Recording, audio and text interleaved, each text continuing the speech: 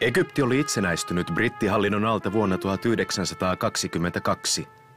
30 vuotta myöhemmin alkoi maan kehitys tasavallaksi, kun nuori upseeri Gamal Abdel Nasser käynnisti vallankaappauksen. الفقراء ليهم الجنة والفقراء دول ما لهمش نصيب في الدنيا نصيبهم بس في الآخرة هم عايزين أيضا نصيب صغير في الدنيا ويديكوا قصاده نصيب في الجنة.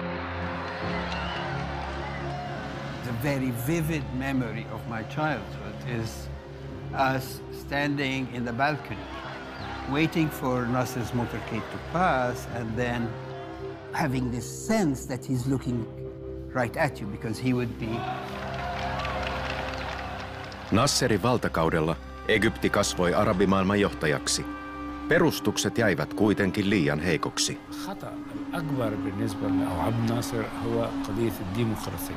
نحن في مصر لازلنا ندفع ثمن هذا الخطأ الآن. Nasser tuli kuitenkin kylväneeksi vallankumouksellisen ajattelun siemeniä, jotka itävät Egyptissä yhä. Many people would attribute all Egyptian problems to Nasser. And many people would say, if only somebody like Nasser would come back.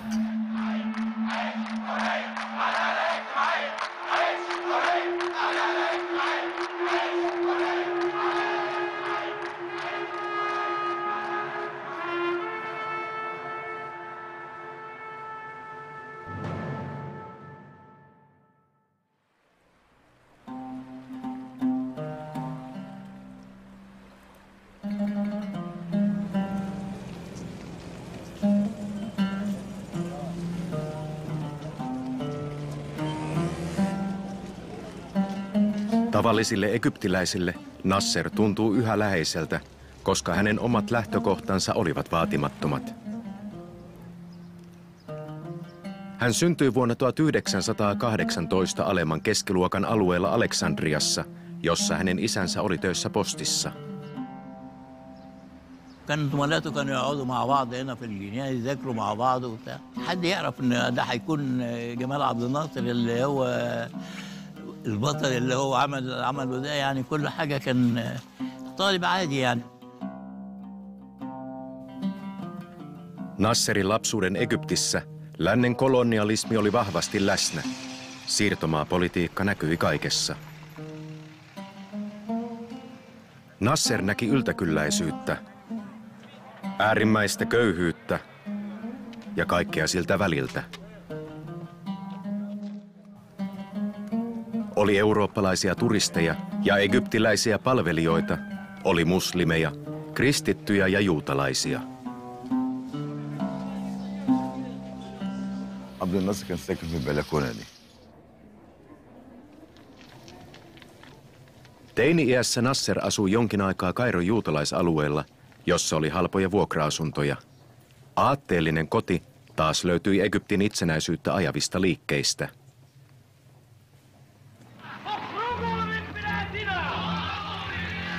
Egypti nimittäin ei ollut itsenäinen.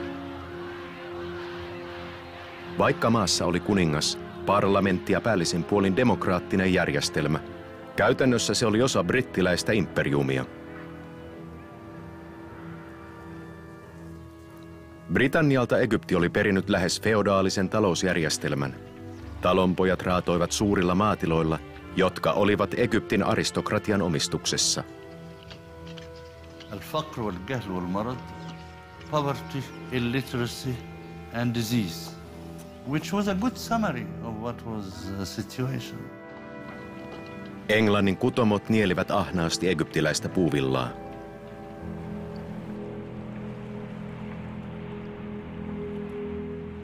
If there's one thing that can sum up Egypt's nationalism and its confrontation with colonialism, it is the Suez Canal. Suezin kanava yhdistää Välimeren ja Punaisen meren. Brittiläisen imperiumin taloudelle se oli elinehto, mutta egyptiläisille kanava näyttäytyi aivan eri valossa. The Suez Canal was a symbol of humiliation and exploitation of Egypt since it was opened in 1869. Thousands of peasants were dragged from all over the country to work for no money with their bare hands, digging it up, and thousands died. Kanavaa vartioi 70 000 brittisotilaan joukko. The hope of everybody was to evacuate the British soldiers from the Suez Canal. I found a piece of paper, a speech by my father when he was 17 years old. Egypti on epätoivon vallassa. Kuka pyyhkisi tämän tunteen pois? Kuka pysäyttäisi imperialistit? Nasser uskoi, että Egyptin voi vapauttaa vain nationalismi. Päiväkirjaansa hän kirjoitti näin. Kansa nukkuu luolamiehen unta. Kuka herättäisi nämä polot, joilla ei edes ole identiteettiä? Nasser thought that Egypt needed a savior and that he was one. And he tried to prepare himself for this role.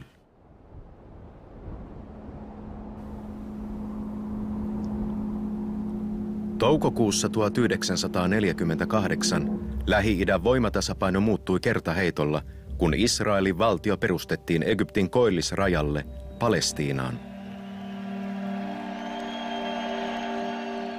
For us, it was a very euphoric moment, although everybody thought that the Arabs will start a war in order to undermine this declaration of the state. Sabotaasin pelossa israelilaiset ajoivat lähes 3/4 miljoonaa palestiinalaista maanpakoon. There was an enormous sense of Egyptian solidarity with Palestinians. Here we have the Egyptians struggling to achieve independence. And they see what is happening in Palestine as a colonial movement. Egypti lähetti yhdessä 6 muun arabimaan kanssa sotilasjoukkoja Israelia vastaan. Nasser oli edennyt Egyptin asevoimissa everstiluutnantiksi. Hän oli mennyt naimisiin 4 vuotta aiemmin ja saanut tyttären. My father was very keen to have a family. I remember my mother used to clean his buttons on his uniform and I used to help her. Eräänä aamuna kokosin varusteet ja lähdin kotoa. Päivän lehdessä ilmoitettiin sotatoimien aloittamisesta Palestiinassa.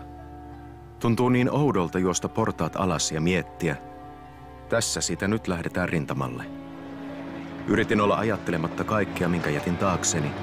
Kaikkia niitä kyyneleitä, jotka vaimoni silmistä vuotaisivat.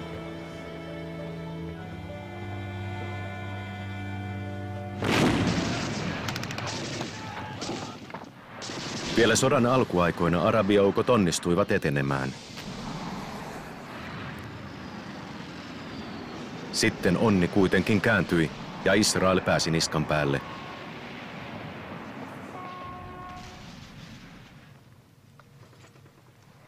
Pettynyt Egyptin kansa vaati hallitukselta selitystä tappioon. And then there came the big scandal about the king buying rotten weapons for the Egyptian army. Kuningasta ja virkakoneistoa alettiin syyttää korruptiosta. Sodan kuluessa Nasserin johtama prikaati joutui Gazassa Israelin saartamaksi 4 kuukauden ajaksi. Antautumaan Nasser ei suostunut. Saarron aikana päivät kävivät kovin pitkiksi. Ollaksemme jotenkin hyödyksi aloimme suunnitella tulevaa. Vaikka taistelimme Palestiinan puolesta, ajatuksemme olivat alati Egyptissä ja sen pelastamisessa. This was not simply a military defeat. This was a structural political defeat. And that was the lesson that Nasser deduced. Nasserin matka vallankumoukselliseksi kesti vuosia, mutta ratkaiseva hetki oli vuoden 1948 sota. Palattuaan sodasta Nasser keräsi salaa ympärilleen pienen ryhmän upseereja, jotka suunnittelivat vallan kaappaamista. My father actually trusted all the free officers. This was a kind of relationship of blood. Tavallisen kansan joukosta löytyi useita henkilöitä, jotka olivat valmiita edesauttamaan vallankaappaussuunnitelmia.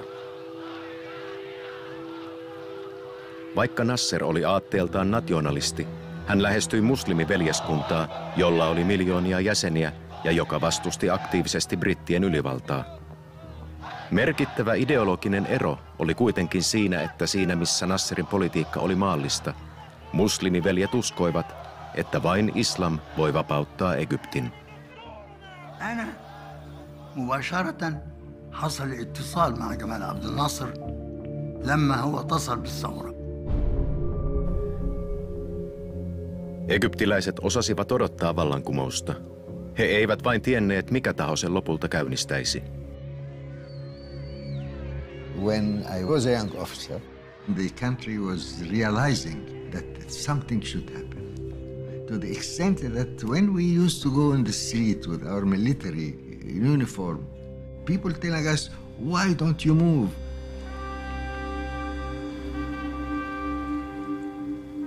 Kesäkuussa 1952 Nasser sai tietonsa, että hänen upseerinsa aiottiin pidättää.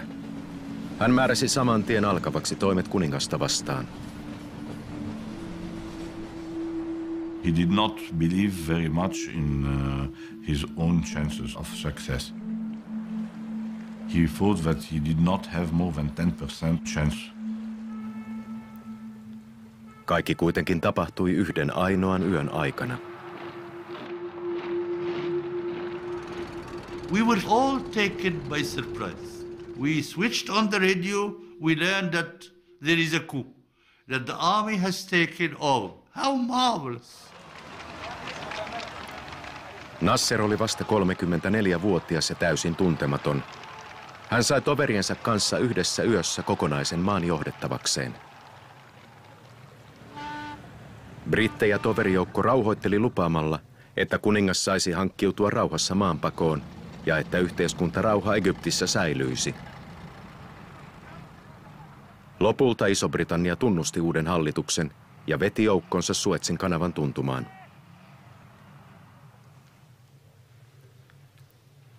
Vallankumouksen kasvoina toimi aluksi kuuluisa kenraali Muhammad Naguib, mutta vapaiden upseerien ryhmä hoiti hallinnon ryhmätyönä.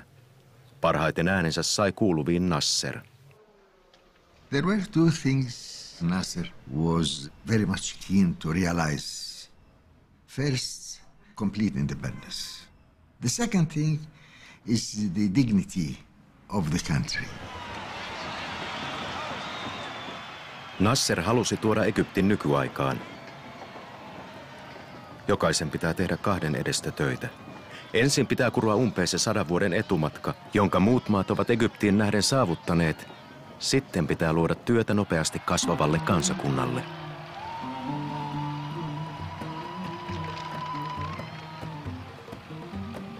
Vallankumouksen ensimmäinen suuri mullistus koski maanomistusta. Suuromistajien maat jaettiin talonpojille, jotka olivat siihenkin asti tehneet kaikki työt. هو اللي شال الإقطاع ووزع أملاك الإقطاع على الغلابة. أهم اللي أنتوا هنا عشان أهم شيء.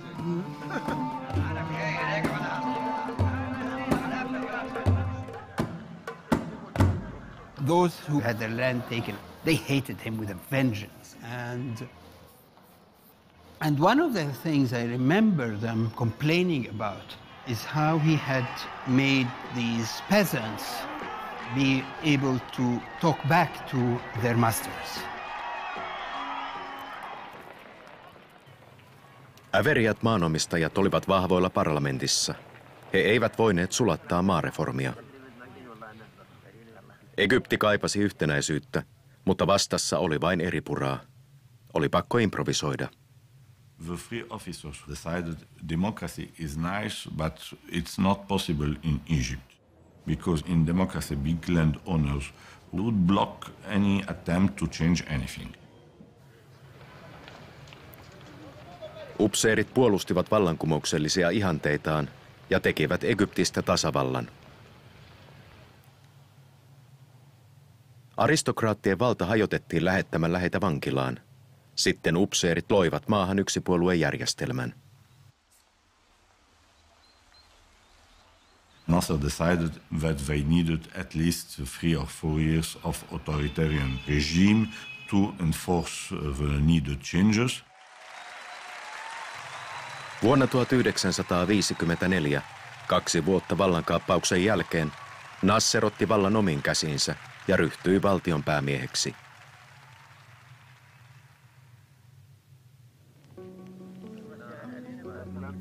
Oli Nasserin aika astua parrasvaloihin. Ensi töikseen hän halusi karkottaa brittijoukot Suezin kanavan ympäristöstä.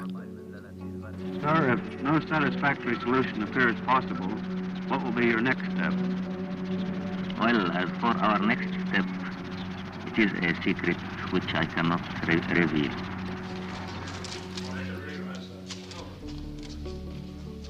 Neuvotteluissa Nasser suostui siihen, että britit saavat pitää kanavamaksuista keräämänsä tulot. Vastineeksi Britannian tuli vetää kaikki joukkonsa Egyptistä. Ensimmäistä kertaa 70 vuoteen Egyptissä ei ollut enää brittijoukkoja.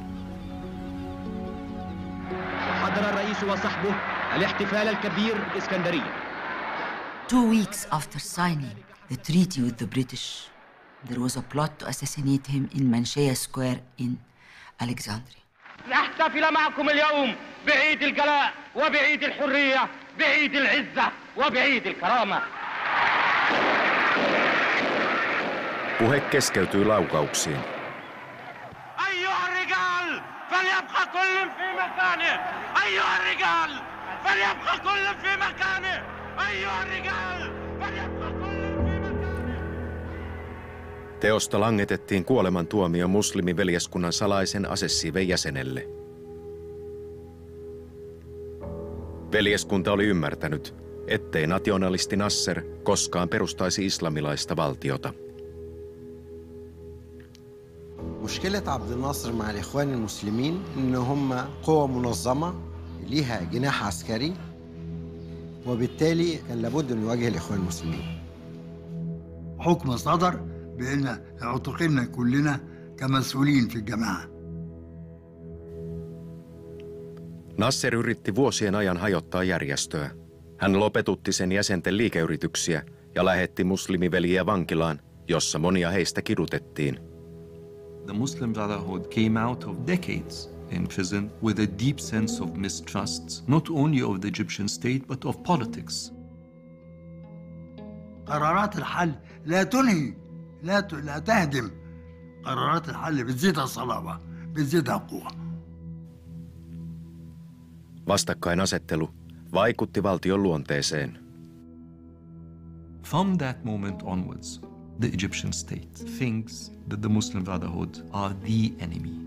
It is an existential confrontation. It's either us or them. Jokaiselle egyptiläiselle puoluekantaan katsomatta valtio oli yhtä kuin Nasser.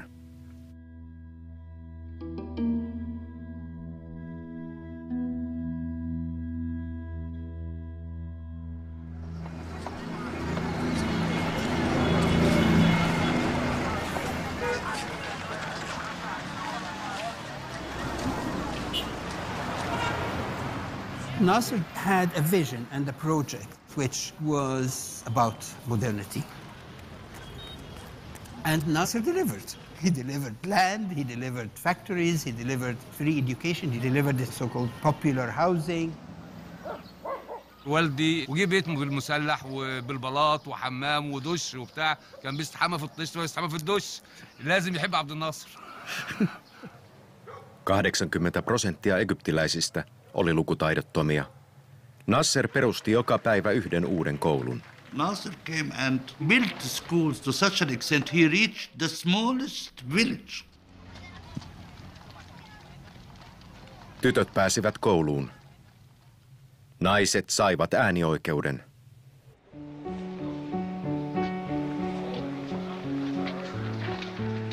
Nasser was a very ambitious man. He had great hopes for a new Egypt. He wanted Egypt to become self-sufficient in all kinds of goods, from the needle to the rocket.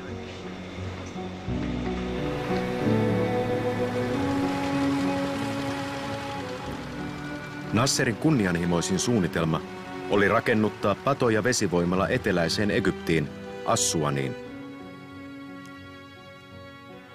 Sen tarkoitus oli hallita Niilin tulvia, vapauttaa tuhansia neliökilometrejä viljelykäyttöön, tuoda sähkövalo tuhansiin pimeisiin syrjäkyliin ja saada Egyptin teollistuminen käyntiin.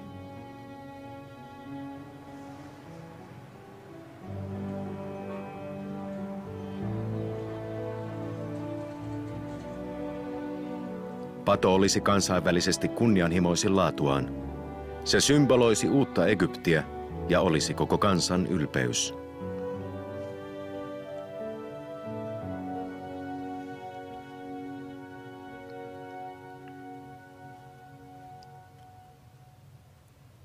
Nasser tarvitsi ulkomaista apua viedäkseen Egyptiä eteenpäin. Ensimmäiseksi hän kääntyi Yhdysvaltain puoleen. Yhdysvalloilla oli kuitenkin suurempia huolia. Kylmä sota Neuvostoliiton kanssa. Suurvallat olivat maailmanpolitiikan vastapuolit.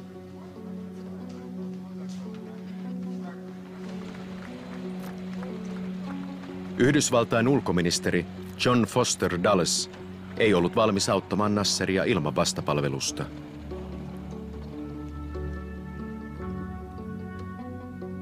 Suurvaltojen jakamassa maailmassa Dulles halusi ehdottomasti pitää Neuvostoliiton poissa Lähi-idästä. Sen takia Egyptin piti liittoutua alueellisesti niin, ettei Neuvostoliitto pääsisi käsiksi Saudi-Arabian öljykenttiin eikä Suezin kanavaan.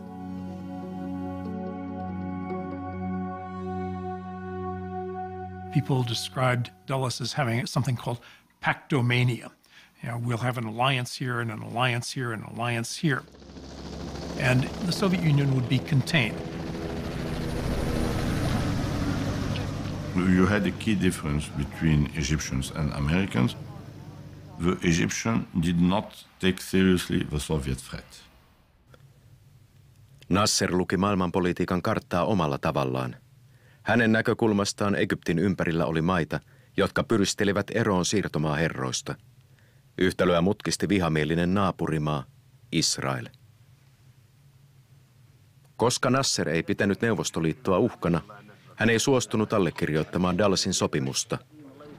Well, Egypt is doing its best to protect its interests from the Cold War which is going now between East and West. Nasser matkusti Indonesiaan hakemaan uusia ideoita poliittisesta sitoutumattomuudesta. Bandungin konferenssissa hänelle avautui kokonainen uusi maailma. Nasser was meeting with Nehru and Tito and Zhou Enlai, all the great leaders, and say we are neither with the West nor with the East. Marvelous.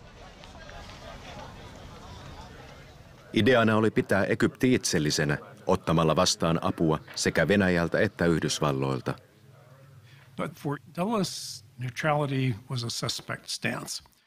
He wanted countries to line up with the United States, and if they didn't, he increasingly, as time went on, saw them as adversaries. Dulles torjui Nasserin pyynnön tukea padon rakentamista. There was a kind of confrontational American move toward the Egyptians, and Nasser responds in kind. You think you can push me around, I can push back.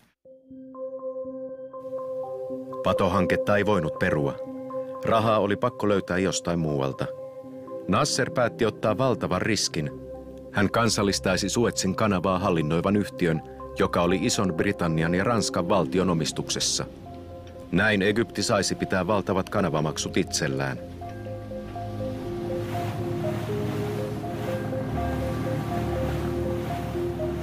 Nationalizing the Suez Canal took us all by surprise. Heinäkuussa 1956, kun vallankumouksesta oli kulunut 4 vuotta, Nasser toi asian julkisuuteen.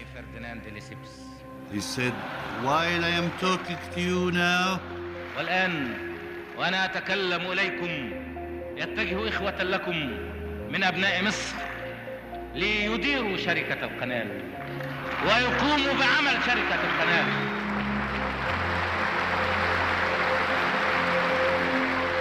Honestly, until today, when I hear in the name of the nation, I declare the nationalization of the Suez Canal as an Egyptian, still the hairs can feel it standing. Kanavan kansallistaminen oli leikkiä tulella, mutta vaikka Egyptin kansalaiset pelkäsivät brittien reaktiota, he antoivat täyden tukensa Nasserin politiikalle.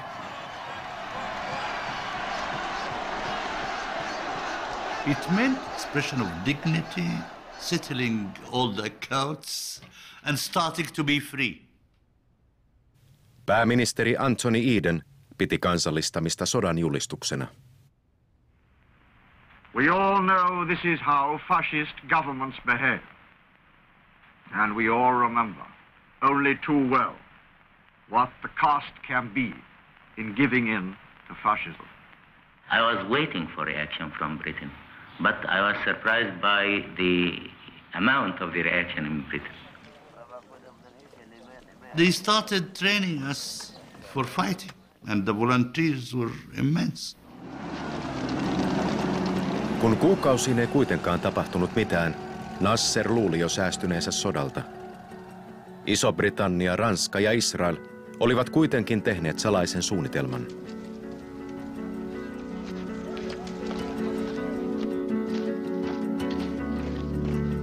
The idea sprang from French and Israelis with the British that they can create a coalition to undermine not only the revolutionary regime in Egypt, but Nasser, to topple Nasser.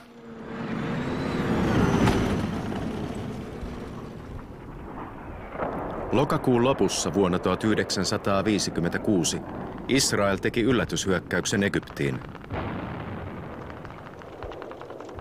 Siinai oli nopeasti vallattu.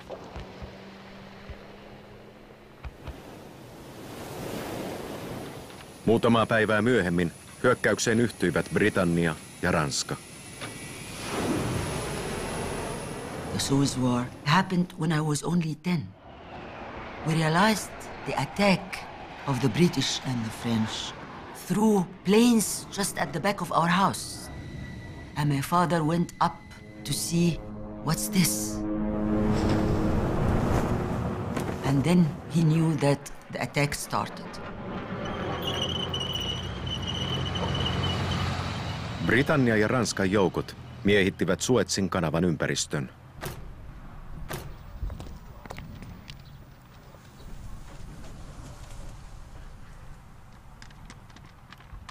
Kairossa Nasser julisti uhmakkaasti: "Me jatkamme taistoa hamaan loppuun. Antautuminen ei tule kyseeseen."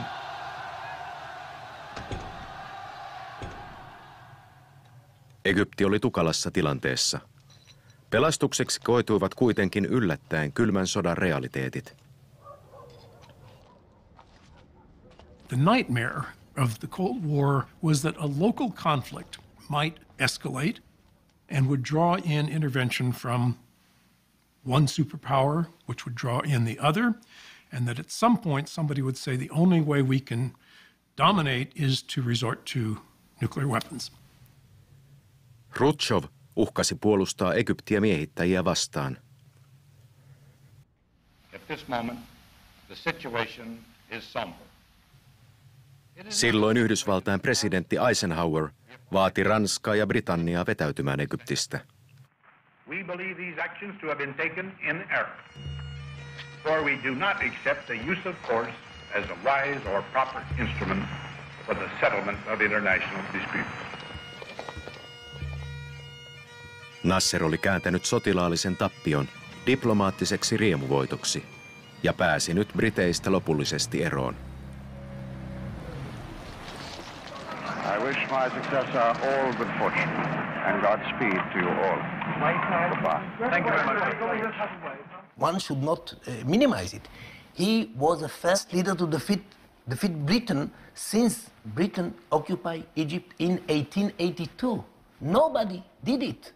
كان زمان جريدة التايمز لما تتكلم كلمة يسقط رئيس وزراء المملكة المصرية. النهاردة اما بيشتمونا، طب ما احنا نقدر نشتمهم. واحنا جريدنا ما تقدرش تشتم ملكة بريطانيا ولا رئيس وزراء بريطانيا؟ ممكن قوي. ما انتوا شتمتوهم هنا كتبت لهم ايه على الحيطة في بورسعيد؟ احنا فاكرين الكلام ده. بنجيب لهم الكلام اللي على الحيطة ونطلعه لهم. قلت لهم يور كينج ايه؟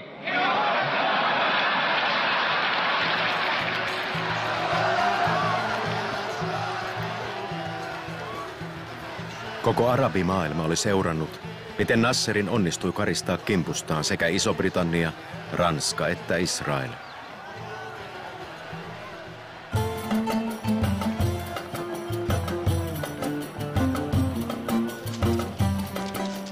All this allowed third world countries like us to play. And we played, and Nasser played. Sometimes they call him the Lion of Africa because he is the one who faced the colonialism. Suez gave confidence to many countries. I think Suez helped many of the African countries to be sure of themselves and insist about independence. أثبتوا ببطولتهم الخالدة أن الجزائر ستبقى رغم حرب الفناء التي يشنها الاستعمار. Pitkän valtakautensa aikana Nasser auttoi ja innoitti siirtomaaisäntiä vastaan nousseita arabeja ja afrikkalaisia. Suez is something new, much bigger. He is not only a wise statesman, he becomes a prophet.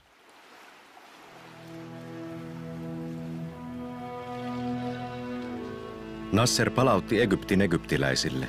Alkoi maan puhdistaminen länsimaisesta hapatuksesta.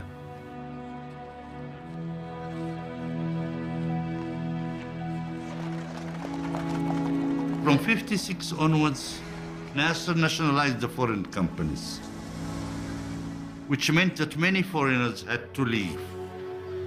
Monet ulkomaalaisiksi kutsutuista olivat itse asiassa egyptiläisiä, joilla vain sattui olemaan eurooppalaisia sukujuuria. Ultimately, it emptied Egypt of what I think it was a very precious part of Egyptian culture, which is the Jews, the Greeks, the Armenians that had lived here for centuries.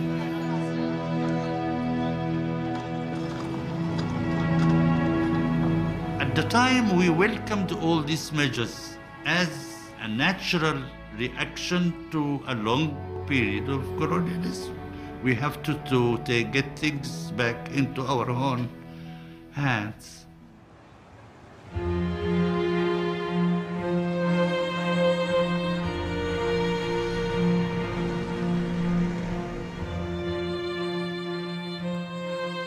Menneinä aikoina arabeilla oli ollut vuosisatoja kestänyt kukoistuskausi, mutta 1800-luvulla Euroopan maat olivat keskenään pilkkoneet alueet. Nasserissa arabit näkivät johtohahmon, jolla voisi riittää karismaa yhdistämään kansat jälleen keskenään. The Kuwaitis, the Lebanese, the Jordanian, the Syrian, etc. They thought how marvelous it would be if we unite in one single state. What a great nation would we become in a matter of years.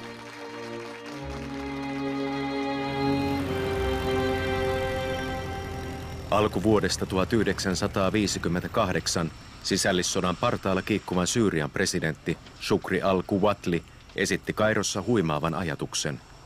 Sisällissodalta voisi ehkä välttyä, jos Syyria ja Egypti muodostaisivat liittovaltion, jota johtaisi Nasser. Nasser, basically, he wanted the union. He deeply believed Egypt had a vested interest in having a united Arab world.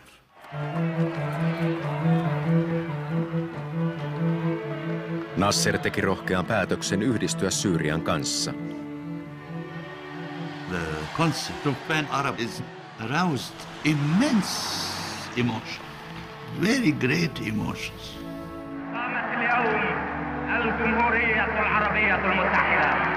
We were all fresh, optimistic. The world was different, and what seems impossible now seemed very possible then.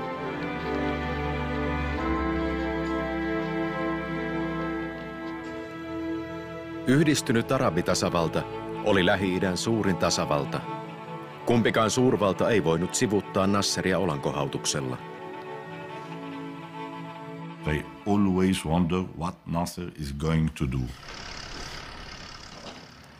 Suurvalloista alkoi virrata apua. The Americans gave him food aid, and the Soviet Union financed the High Dam as well as many industries.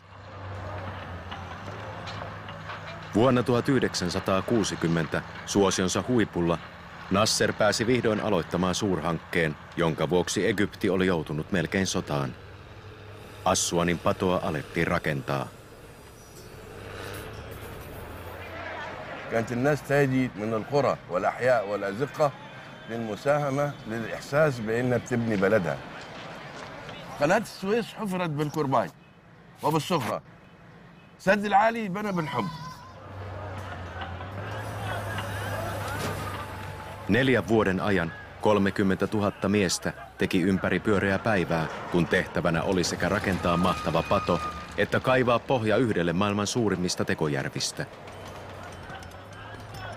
هنا كل اللي راح السد العالي اعتبر هذا تحدي لإرادة الغرب وتحدي لإثبات وجود الشعب المصري في المشروع. I remember the songs from my childhood when we used to sit and sing that about the High Dam and the country's effort to build the High Dam.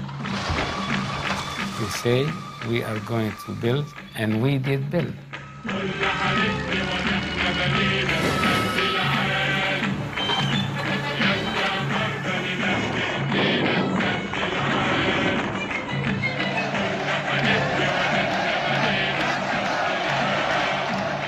الصبح مرة وبعد الظهر مرة وبالليل في نص الليل بدون حراسة تلاقيها صينة هو صيني في وسط العالم قاعد فوق منك يعمل لك كده. Toukokuussa 1964 Nasser isännöi Assuanissa Neuvostoliiton ministerineuvoston puheenjohtajaa Nikita Hrustsovia kiittääkseen Neuvostoliiton rahoituksesta.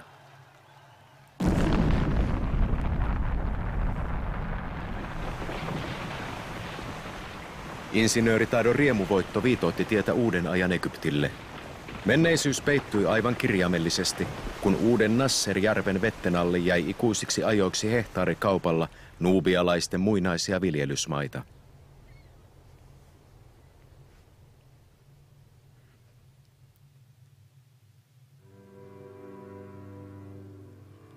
Nasser rakensi uutta arabimaailmaa kaikkien nähtäväksi. Perustuksiin jäi kuitenkin säröjä. Nasser's prestige was absolutely enormous, but this prestige entailed obligations, and these obligations proved to be more costly than expected, and their cost kept on rising. Ensimmäinen uhri oli liittotasavalta Syyrian kanssa. Vuonna 1961, vain 3 vuotta sen perustamisen jälkeen, joukko syyrialaisia liikemiehiä ja sotilasjohtajia kaappasi vallan Nasserilta.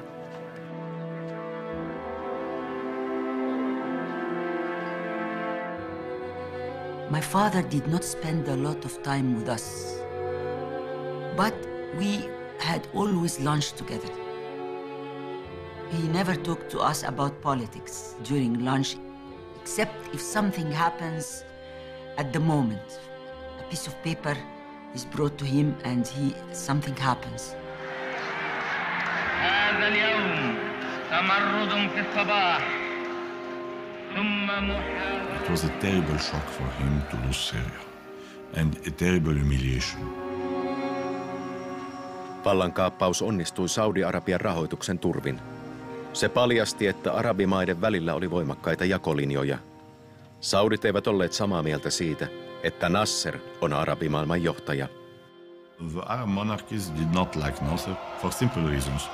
Arab Union was an existential threat to their power. Saudi-Arabian ja Egyptin väliseksi taistelutantereeksi joutui Jemen, jossa käytiin pitkittynyttä sisällissotaa.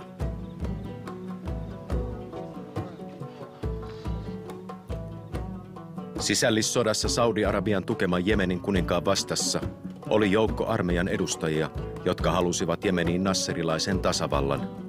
Kumoukselliset armeijan edustajat pyysivät Nasserilta apua.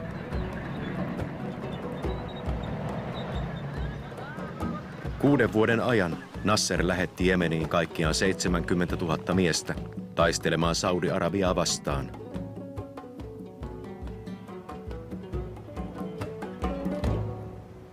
Jemenin sota horjutti raskaasti Egyptin taloutta. Nasserin oli pakko tehdä jotain. He nationalized many companies, which I believe was a very, very big mistake he did. Nasser oli luvannut työpaikkoja, ja niitä myös syntyi. The ministries started to interfere in the management of the companies. To fight unemployment, the government gave instructions to appoint a certain number of workers in the company. So the public sector companies became overloaded with workers they don't need. And this led them to make losses, of course. عبد الناصر بنى شعبيته وما قدمه للناس.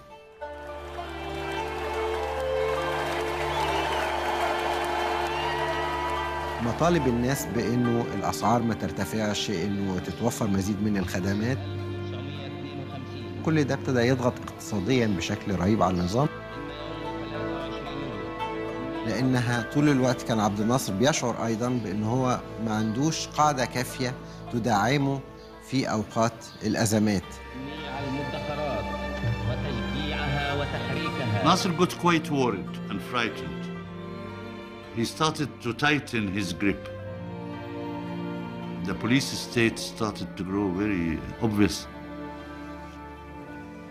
Kansaa alettiin entistä herkemmin sensuroida, valvoa ja jopa vangita.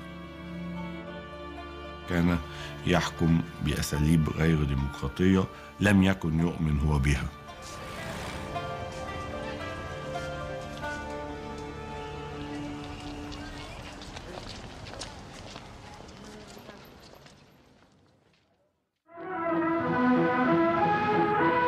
Julkisuudessa Nasser pullisteli lihaksiaan.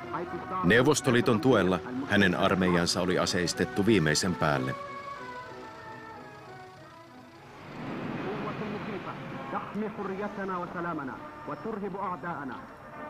Vuonna 1967 palestiinalaiset ja syyrialaiset alkoivat ehdotella, että Nasserin olisi aika hyökätä Israeliin.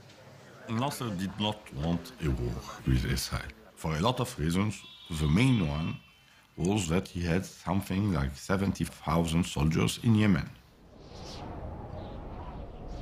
The border between Israel and Egypt was 11 years quiet, no wars, but the Syrian border was a hot border. Trouble and death in the Middle East. A ground and air battle heavily damages Tiberias on the Israeli-Syrian border. Syyria lietsoi rajakahinoita vetääkseen Nasserin mukaan sotaan. Fighting erupted quickly when Syrians allegedly fired on Israeli farmers operating tractors. Israel kosti ja uhkasi kaataa Syyrian hallinnon. Silloin Nasserin oli pakko tulla hätiin.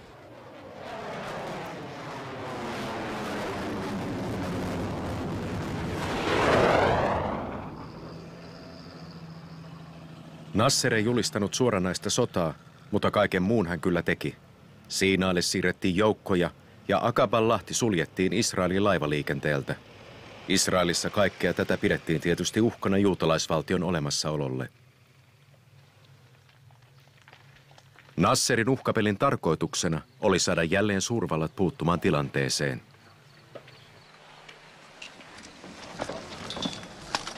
As with his Suez triumph, Nasser decided to escalate with the hope of reaching a diplomatic solution that would be a big win for him. Yhdysvallat ei kuitenkaan keskittynyt Lähi-Itään yhtä tiiviisti kuin Suezin kriisin aikoihin. Vietnamin sota aiheutti presidentti Johnsonille harmaita hiuksia yhtä lailla kuin Jemenin sota Nasserille. Johnson was very, very preoccupied with Vietnam. And by the time he noticed the Middle East was getting very dangerous, he was already beginning to spiral toward a point of no return. Tällä kertaa Neuvostoliittokaan ei halunnut pelastaa Nasseria. I believe that Nasser overestimated how much he was manipulating international politics. And that was really the killing of Nasser. Kesäkuun 5. vuonna 1967 Israel lopulta hyökkäsi ensin Egyptiin ja sitten Jordaniaan ja Syyriaan.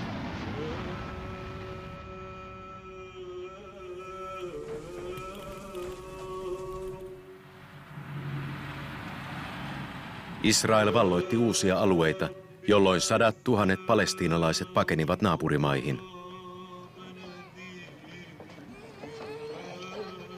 Israel kahmaisi arabeilta itselleen valtavia maa-alueita. Koko alueen maantieto meni kertaheitolla uusiksi.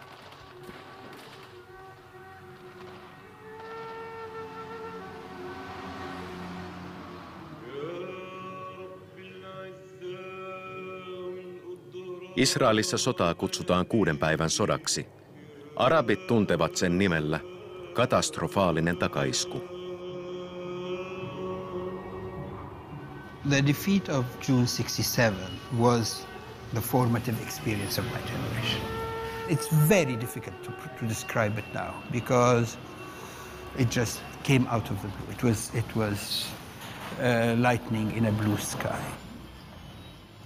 You get something that settled in not 6 days, but 6 hours. Egyptian soldiers are running away. They're not fighting, they're running without their weapons, without their helmets. And you had Israeli soldiers swimming in the Suez Canal. The depth of the humiliation was massive. It really was massive. People, young and old, people were crying on the streets.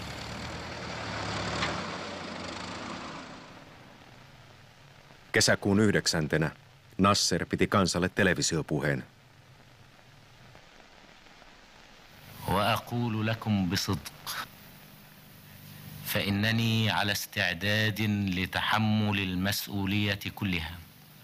كان في تلفزيونين موجودين في القرية بحالها، فكان لما يقولوا في خطاب لعبد الناصر كانت جميع أبهاتنا تروح تقعد قدام التلفزيون تسمع خطاب عبد الناصر. ولقد اتخذت قراراً أريدكم جميعاً أن تساعدوني عليه. لقد قررت أن أتنحى تماماً. لما سمعوا خطاب التنحي كانت هم كانوا بيمشوا في الشارع ويزعقوا يقولوا لا لا، يعني لدرجة زي هستيريا، مش عايزينه يسيب الحكم، لأن هم كانوا بيحبوه حب فوق الوصف.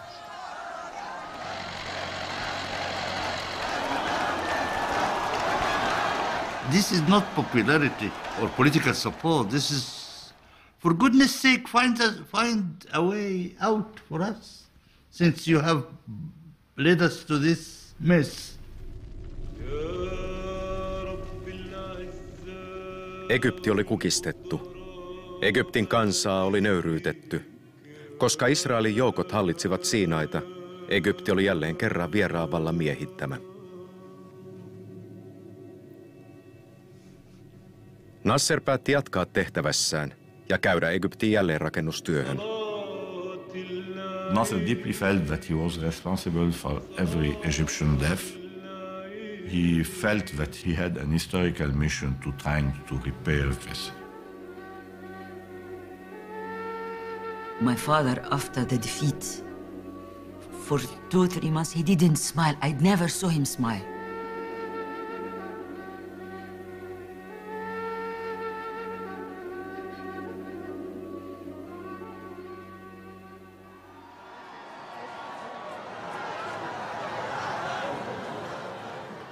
Tappio innoitti uutta egyptiläissukupolvea vaatimaan saada äänensä kuuluviin maan asioista päätettäessä. This is the time where I became, and a lot of my generation became politically active. It was not so much denying the Nasserist project as feeling that the Nasserist project was betrayed, that it was let down, that it was up to us to complete it and to take it further than even Nasser had envisaged.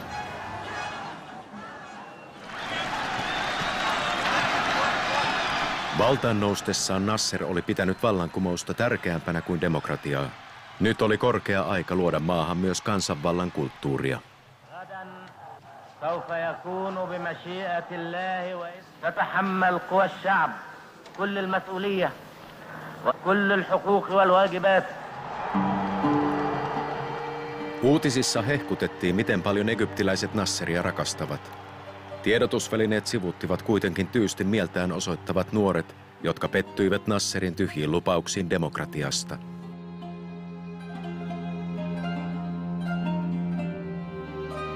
He did not deliver on the promise. Not because he didn't want to, but because he couldn't. The system he put in place for so many years, the erosion of politics, was so deep that it was very difficult to have this U-turn. When Nasser realized this in 1967-68, it was just too late for him.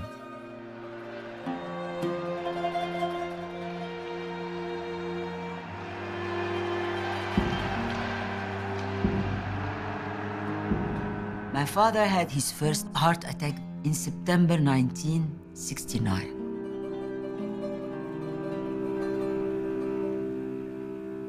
Vuotta myöhemmin hänet kutsuttiin hieromaan rauhaa veriseen sisällissotaan ajautuneiden jordanialaisten ja palestiinalaisten välille.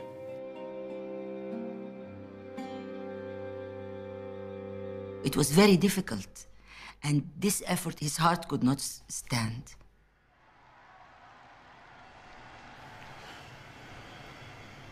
Neuvottelujen jälkeisenä iltana Nasser sai uuden sydänkohtauksen. It was a major heart attack, and he didn't survive. He was only 52 years old. I believe he left our world without accomplishing what he really wanted.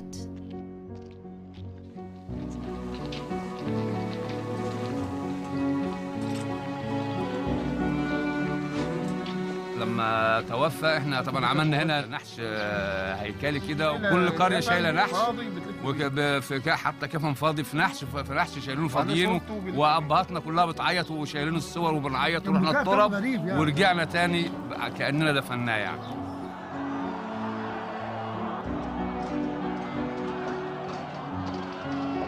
Kaikkialta maaseudulta tulvi väkeä pääkaupunkiin. Kairon kaduilla oli hautajaispäivänä yli 5 miljoonaa ihmistä.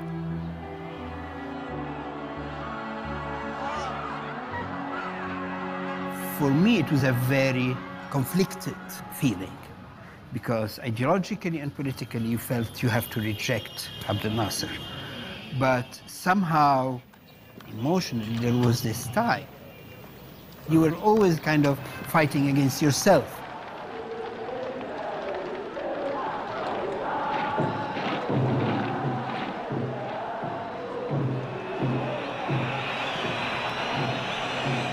Nasserin perintö elää Egyptissä vahvana vielä nykyäänkin. Arabikevään innoittamina kansalaiset nousivat vastustamaan yksinvaltiasta, mutta joutuivatkin todistamaan sotilasvallan paluuta maahan.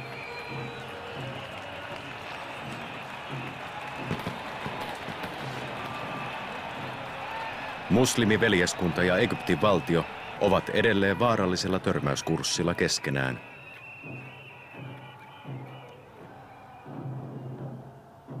Gamal Abdel Nasser jäi viimeiseksi Egyptin johtajaksi, joka on vakavasti edes yrittänyt kuunnella köyhien kansalaisten tarpeita. Ja Nasserin sanat ovat edelleen mielenosoittajien huulilla.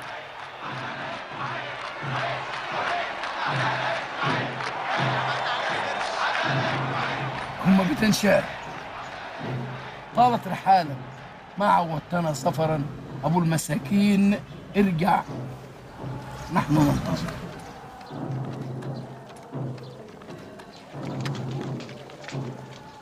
I thought we had buried him.